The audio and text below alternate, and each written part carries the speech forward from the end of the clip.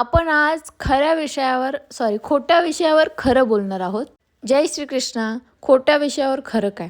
तर असं की खोटी जी माणसं असतात ती सर्वांना खूप जास्त आवडतात आणि खरी माणसं आहेत ती कुणालाच आवडत नाही. खरी माणसं नेहमी एकटी असतात आणि खोट्या माणसांसोबत नेहमी खूप मोठा ग्रुप असतो.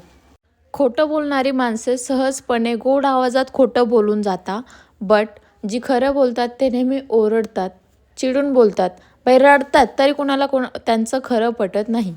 सॅड रिॲलिटी आहे ना खूप. हो, पण काय करणार, असंच दुनिया चालते आणि दुनियामध्ये सर्वांना फक्त खोटी बोलणारी लोकं आवडतात, खोटी तारीफ करणारी लोकं आवडतात. जी माणसं खरी बोलतात ती नेहमीच सर्वांच्या डोळ्यात खुपतात. खरं बोलणारा माणूस बोलला की सर्वांना असं वाटतं हा किती वाईट आहे, किती वाईट बोलतो, किती आगाऊपणा आहे ह्याच्यामध्ये.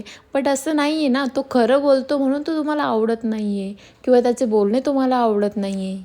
तर हेच ज्ञान मला तुम्हाला द्यायचे होते. तुम्हाला कळालं असेल तर ठीक, नसेल कळालं तर कायच बोलू शकतो मी पुढे. आणि आज मी बनवले होते पालकचे सूप, जे की हेल्दी आणि टेस्टी म्हणजे थोडंसंच टेस्टी लागतं, बाकी ठीकच लागतं. तर हेच ज्ञान मला तुमच्यासोबत वाटायचे होते. सावधान राहा, सतर्क राहा, माझे व्हिडिओ पाहत राहा. Thank you, bye.